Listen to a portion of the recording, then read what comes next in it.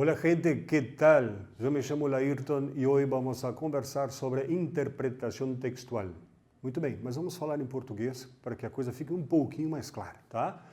Muito bem, gente, lembrando que, e eu gosto de lembrar disso, que interpretação textual requer um processo, tá? Ou seja, você vai ler com atenção, você vai tentar compreender o que você leu e, posteriormente, interpretar aquilo que você compreendeu, tá? Isso é básico, tá? E lembrando que isto também se estende ao enunciado de cada questão. O enunciado de cada questão requer também esse processo, ler, compreender e interpretar, ok? Vamos lá. A competência interpretativa, ou seja, para interpretar um texto, você vai, por mais que, enfim, indiretamente ou quando a gente não tem uma consciência exata, a gente exerce uma competência interpretativa em cada questão que a gente for resolver.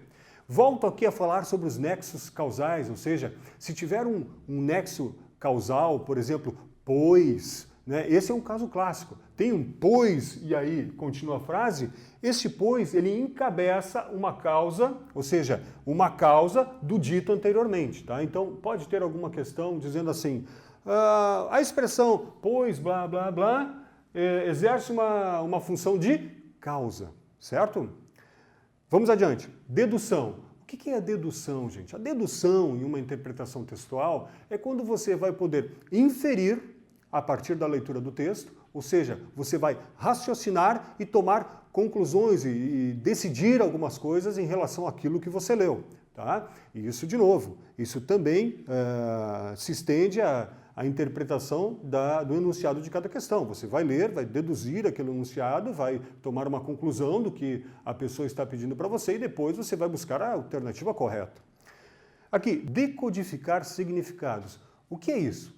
Decodificar significados é saber o significado da palavra, ou seja, a semântica, tá? Se você quiser memorizar algumas palavras, é válido, com certeza.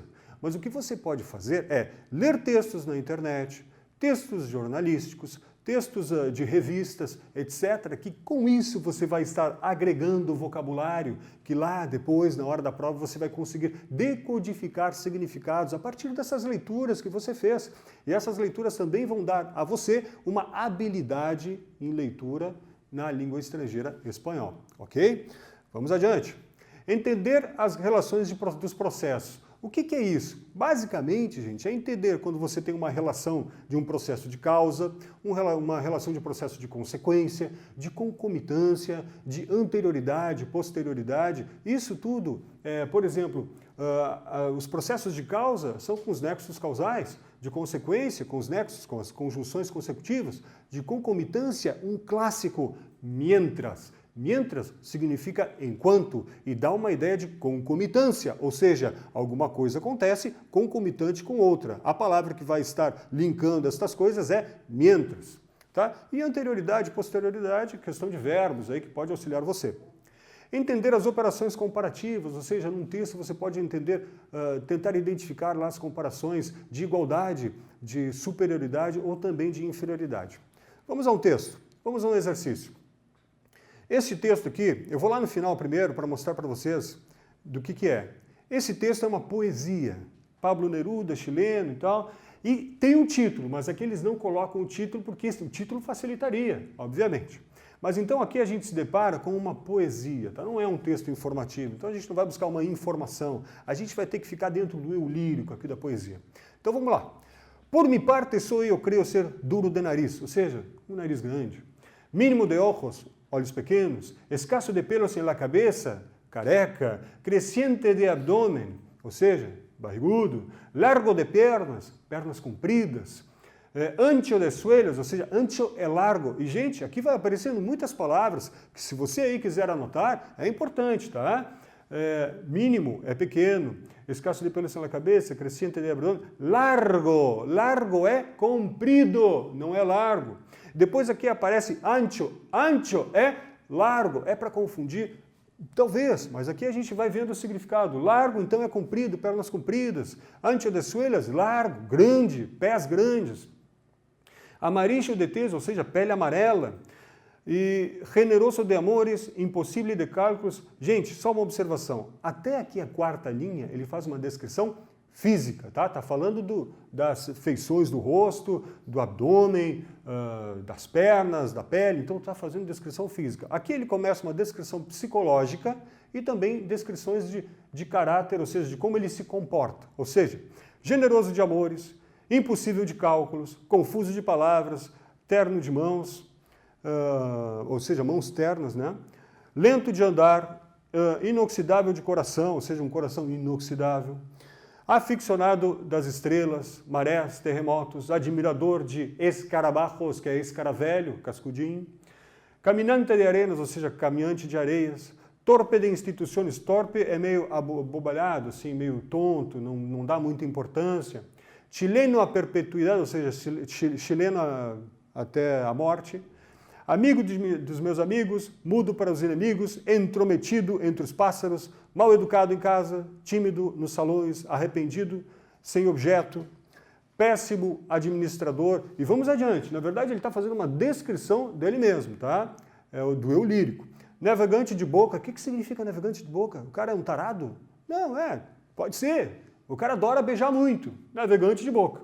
Gerbateiro de la tinta. Gerbateiro é de erva, tá? O cara vende erva, tá? Mas aqui no caso, gente, gerbateiro, como o poeta é chileno, isso aqui significa que ele é gerbateiro seria um curandeiro que utiliza ervas para curar.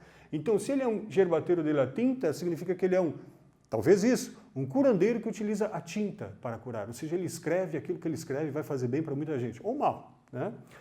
Discreto entre animais, afortunado de nubarrones. Afortunado é ter fortuna, ter sorte. Nubarrones são nuvens pesadas, carregadas, nuvens de chuva. Então o cara, o que tem? Ele tem má sorte. Ele tem a sorte de ter essas nuvens carregadas. Então ele é um azarado. Investigador de mercados, escuro nas bibliotecas, melancólico nas cordilheiras, incansável nos bosques, lentíssimo de contestações, ou seja, ele é muito lento para responder. Ou depois, ocorrente anos depois, significa depois de alguns anos, vulgar durante todo o ano, resplandecente com o meu caderno, monumental de apetite, tigre para dormir. O que significa isso? Tigre para dormir? O cara dorme que nem um tigre, ou seja, ele deita para dormir e ninguém mais acorda ele. Seguindo, sossegado na alegria, inspetor do céu noturno, trabalhador invisível, desordenado, ou seja, o cara é desorganizado, persistente, valente por necessidade, covarde sem pecado, sonolento por vocação, amável de mulheres, ou seja, aqui ele é amável de mulher, significa que ele é um cara que tem a sorte de ter mulheres daqui a pouco apaixonadas por ele, ou ele mesmo, digamos, amável, que ele gosta da companhia de mulheres, enfim. Ativo por padecimento, poeta por maldição e tonto de capirote. Ou seja, tonto de capirote é uma expressão que significa um abobalhado. Tá? Vamos para as questões. Então, de acordo com o poeta, o eu lírico apresenta-se como persistente em suas escolhas e entusiasta da astrologia? Não, gente. Persistente, ele até é, mas em suas escolhas, essa é uma informação que não está certa. Tá? Então, alternativa A está errado. Alternativa B.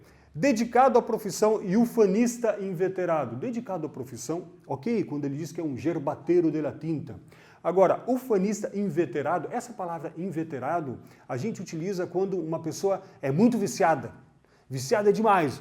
Aquela pessoa é um fumante inveterado, ou seja, o cara acende um cigarro atrás do outro e não para. É um vício que ele não controla.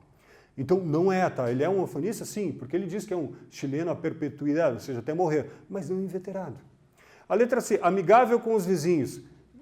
Descarta direto, porque ele fala amigos de mis amigos, e não dos vizinhos. Caminhante compulsivo. Não, gente, cuidado com essas palavras que são fortes. Normalmente essa palavra vai deixar a ideia errada, tá? Ele é caminhante de areias, mas não um caminhante compulsivo. Pródigo de afetos e amante da natureza. Pródigo de afetos, quando ele diz que é amable de mulheres, ou seja, pródigo, ele recebe esse afeto, e amante da natureza, porque em todo o texto ele vai falando que gosta do céu, que gosta das estrelas, que enfim, ele vai citando elementos da natureza que denota que ele é um amante da natureza. Então, a alternativa correta, letra E. Vamos adiante. Considere as seguintes propostas de substituição de palavras do poema. Lento de andar, passos pequenos. Gente, podemos voltar no texto, Mas aqui o que significa é o seguinte, se eu digo que uma pessoa é lenta de andar, ou seja, caminha devagar, isso não quer dizer que ele tem passos pequenos, porque ele pode dar um passo bem largo e devagar. Dei um passo, dei outro, bem lento. Então, não significa passos pequenos. Pode ser passos enormes, mas passos lentos. Então, está errado. Número 2. Afortunado de nubarrones com suerte em la vida. O que a gente comentou aqui quando a gente passou por essa parte foi que ele tinha afortunado, ou seja, tinha sorte, mas nuvens carregadas, tá? Então, ele é um azarado. E o número 3, tigre para dormir, sono pesado, que a gente viu anteriormente. Então, a alternativa correta apenas a 3, letra C. Tá? Aqui, no texto, a expressão mínimo de ojos significa, é uma característica física, só que torto de um olho é cego de um olho. Tá? E o que ele está dizendo? Mínimo de ojos. E a gente viu lá no primeiro parágrafo que eram características físicas que ele descrevia. As outras, letra B, C e E, falam de características psicológicas, tá? De pouca intuição, de mirada inteligente, de mirada penetrante, ou seja, de olhar penetrante. Isso não é uma característica física. Tá? Então, me leva a resposta da letra D.